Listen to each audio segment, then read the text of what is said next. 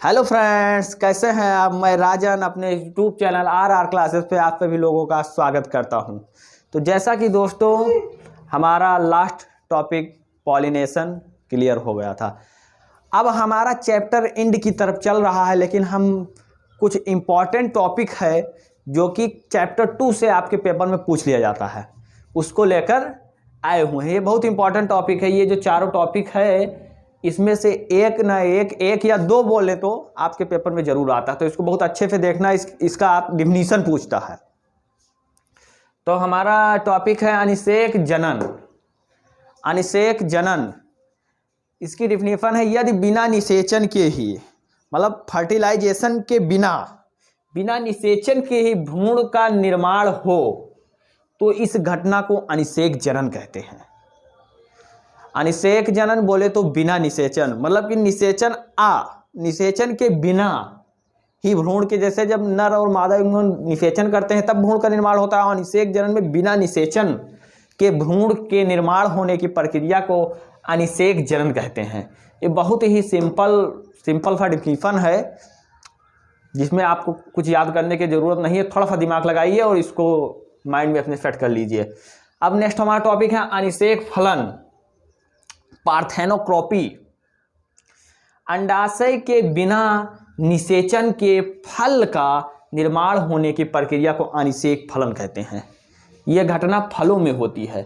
यह अनिषेक फलन पार्थेनोक्रॉपी है कि अंडाशय के बिना, मतलब कि जो अंडाशय है उसका निषेचन होने के बिना ही, मतलब उसका निषेचन ना हो अंडाशय का और फल का निर्माण हो जाए, ऐसी प्रक्रिया को अनिषेक फलन कहते हैं।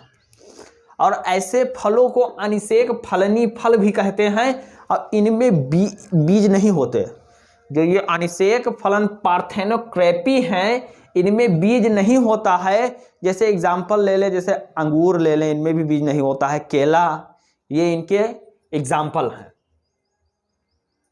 अनिषेक फलन के। अब हमारा तीसरा टॉपिक है असंग जनन। असंग जनन जैसा कि नाम से ही क्लियर है कि जो पौधों के जीवन चक्र में युग्मक संलयन तथा अर्धसूत्री विभाजन के बिना नए पौधों की उत्पत्ति होने की घटना को असंग जनन कहते हैं।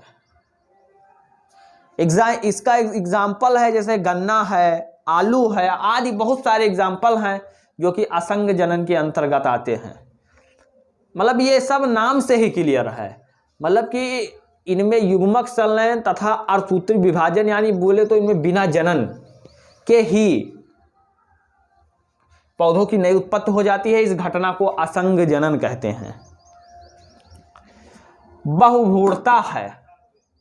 एक बीजांड या बीज में एक से अधिक भ्रूण का उत्पन्न होने की घटना को बहुभ्रूणता कहते हैं। इसका संतरा जो है बहुत अच्छा एग्जाम्पल है।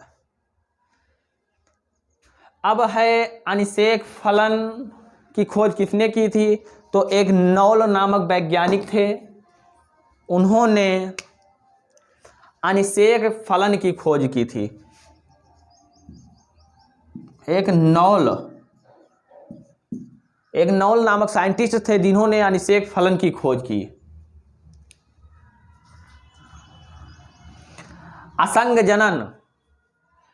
जनन की खोज विंकलर नामक वैज्ञानिक ने 1900 ईस्वी में की थी।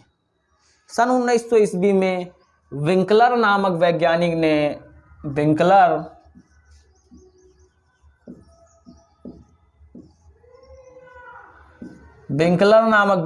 ने असंग जनन की खोज की थी। और बहुभ्रूणता की खोज ल्यूवेनहॉक ने की थी। बहुभ्रूणता की खोज ल्यूवेनहॉक ने संतरे पर की थी।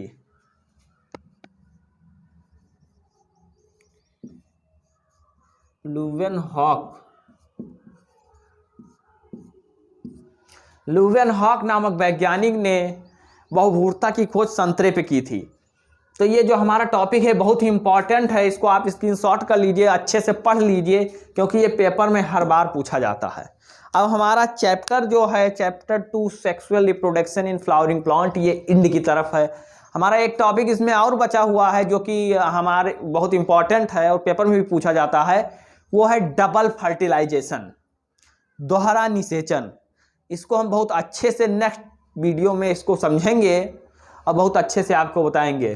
तब तक के लिए ये इतने टॉपिक को आप स्क्रीनशॉट करिए, अच्छे से पढ़िए, और इसी के साथ मैं अपने क्लास को एंड करता हूँ। जय हिंद दोस्तों, bye bye, love you, take care.